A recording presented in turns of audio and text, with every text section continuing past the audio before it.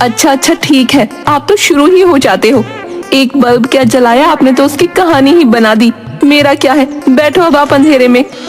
सेठ अपनी पत्नी और बेटे पर भी जल्दी पैसे खर्च नहीं करता था।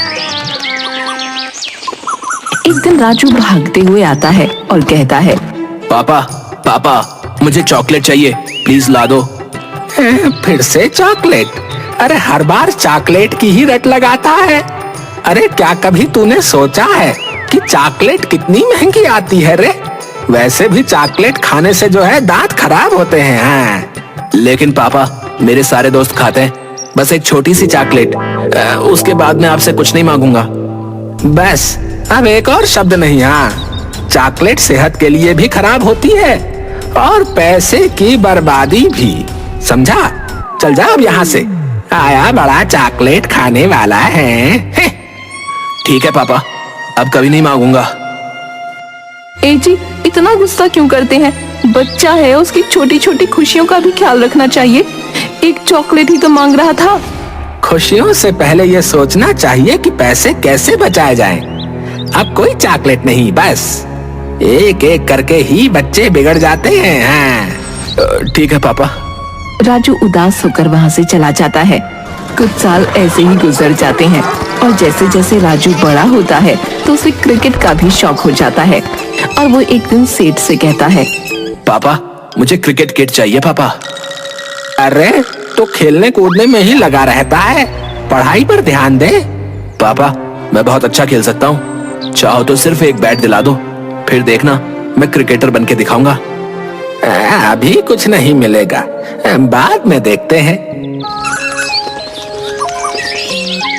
सेठ करोड़ी मल अगले दिन बाबा के पास जाता है जो उसकी हर समस्या का समाधान देते थे।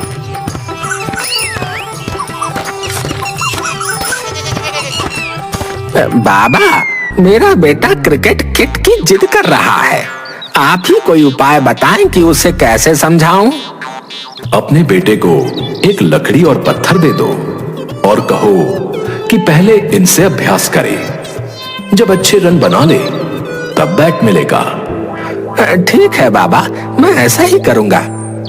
कुछ हजार दक्षिणा देते जाना, वरना बेटा लाखों का नुकसान कराएगा। ये इकलौती जगह थी जहाँ सेठ कंजूसी नहीं कर पाता था, क्योंकि उसे डर था कि बाबा ने श्राप दे दिया तो सत्यानाश हो जाएगा। सेठ करोड़ी मल घर वापस आता है और राजू से कहता है, देख बेटा, ये लकड़ी और पत्थर ले और इनसे प्रैक्टिस कर, जब अच्छे रन बनाकर दिखाएगा तो बैट दिलाऊंगा। है पापा लेकिन इससे कैसे पापा? जो कहा है वही कर। है जब तक अच्छे रन नहीं बनाता तब तक कोई बैट नहीं मिलेगा। हाँ। राजू निराश होकर कोशिश करने में लग जाता है, लेकिन जाहिर है कि वो ऐसा कर नहीं पाता। उसका क्रिकेट खेलने का सपना वहीं टूट जाता है। राजू अब बड़ा हो रहा था और धीरे धीरे उसे अपने पिता की कंजूसी पर गुस्सा आने लगा था। उसे खासकर तब बहुत बुरा लगता था जब उसके पिता उसकी माँ रज्जो की इज्जत नहीं करते थे। पापा माँ को आप कभी नई साड़ी या गहने क्यों नहीं दिलाते? सब उनका मजाक उड़ाते हैं। अरे साड़ी और गहने कौन देखता है? हैं? पुराने कपड़ों में भी काम चल सकता है, तो क्यों फालतू खर्च करना भाई? आप कभी कुछ नहीं समझते। राजू बेटा रहने दे, तुम्हारे पापा का यही स्वभाव है। राजू के 18वें जन्मदिन पर रज्जो ने सेठ से दावत करने की जिद की। सेठ ने बड़ी मुश्किल से हामी भरी और वो भी बाबा से राय लेकर। उसने दावत में पानी जैसी दाल और हवा जितनी पतली पूरियां बनवाई, और वो भी बहुत कम मात्रा में।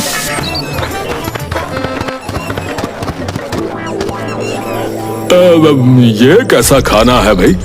दाल पानी जैसी और पूरियां तो गिनती की हैं। रज्जो लगता है तुम्हारे घर आकर बड़ी गलती की हमने। हाँ रज्जो इससे तो ना ही बुलाती है। तुमने क्या हमें चुहिया समझ रखा है जो इतना सा खाना परोस दिया भाई? है मेहमान बुरा भला कहते हुए वहां से चले गए। रज्जो सब चुपचाप सहन करती रही, लेकिन राजू के अंदर गुस्सा और भी बढ़ गया। समय गुजरा और अब राजू इतना बड़ा हो गया था कि वो सेठ की जगह दुकान पर बैठने लगा था। एक शाम राजू दुकान से घर लौटता है। उसके साथ सेठ जी, आज तो बहुत मुनाफा हुआ है। राजू बाबू ने अच्छा काम किया। वाह वाह, ये तो बहुत अच्छी बात है। चलो राजू, मुनाफे का हिसाब किताब दिखाओ। पापा, वो सारा मुनाफा तो मैंने पार्टी में उड़ा दिया। क्या?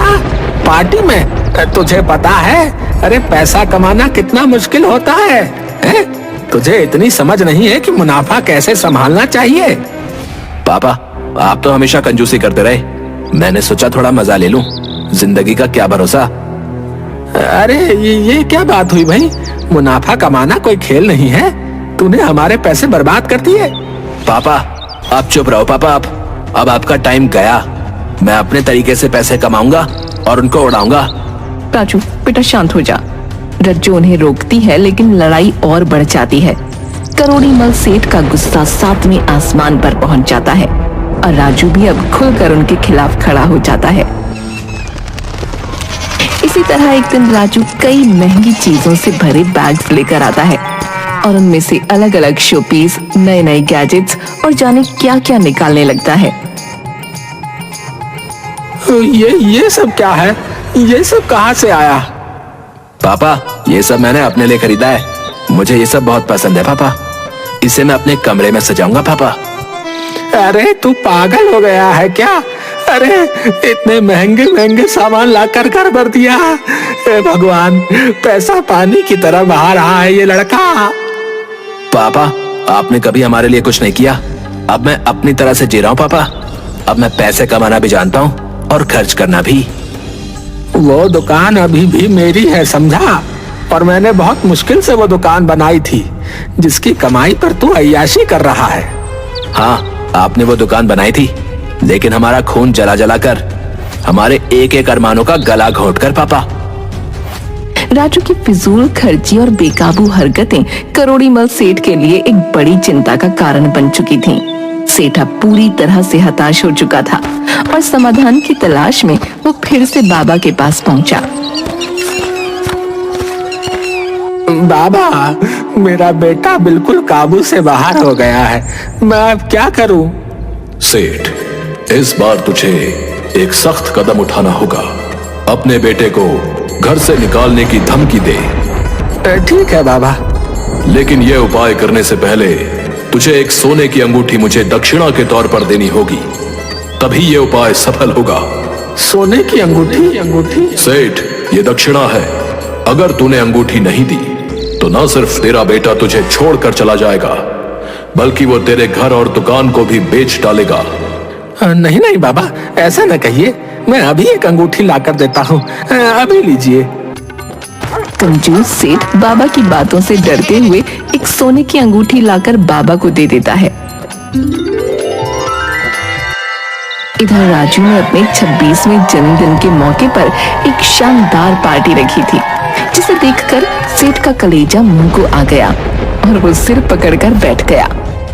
राजू, ये क्या तमाशा लगा रखा है? इतने पैसे बर्बाद कर दिए इस फिजूल की पार्टी में। अगर तूने ये सब बंद नहीं किया ना तो याद रख, मैं तुझे घर से निकाल दूंगा। निकाल दो, लेकिन याद रखना पापा, अगर आप मुझे घर से निकालोगे तो मैं पापा, फिर आप अकेले इस घर में सड़ते रहना। राजू, ऐसा क्यों बोल रहा है बेटा? ये घर तेरा भी है। माँ, मुझे इस घर में कभी कोई खुशी नहीं मिली माँ। ये कहकर राजू सच में जाने की तैयारी करने लगता है। राजू रुको, तुम कहीं नहीं जाओगे। मैं तुझे नहीं जाने दे सकता। तुम मेरे इकलौते बेटे हो, चाहे कुछ भी हो, मैं तुमसे अलग नहीं हो सकता बेटा। सेठ चाहकर भी अपने बेटे को घर से निकालने की हिम्मत नहीं जुटा पाता। उसकी सारी गुस्से की बातें धरी की धरी रह जाती हैं और अंत में वो हार मान लेता है। तभी उसे ख्याल आता है, बाबा का बताया हल इस बार काम क्यों नहीं किया? मैंने सब कुछ तो वैसे ही किया था जैसा उन्होंने कहा था, बल्कि मैंने उन्हें वो सोने की अंगूठी भी दी। यही सोचता हुआ वो मुनीम के पास जाता है।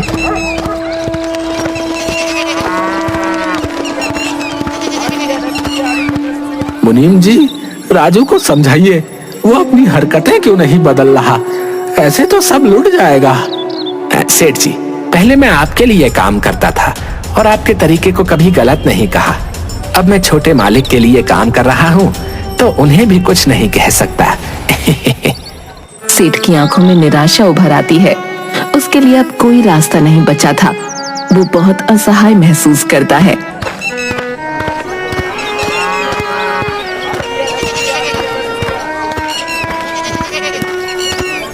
मुझे बाबा जी के पास ही जाना चाहिए, वही बताएंगे अब कुछ।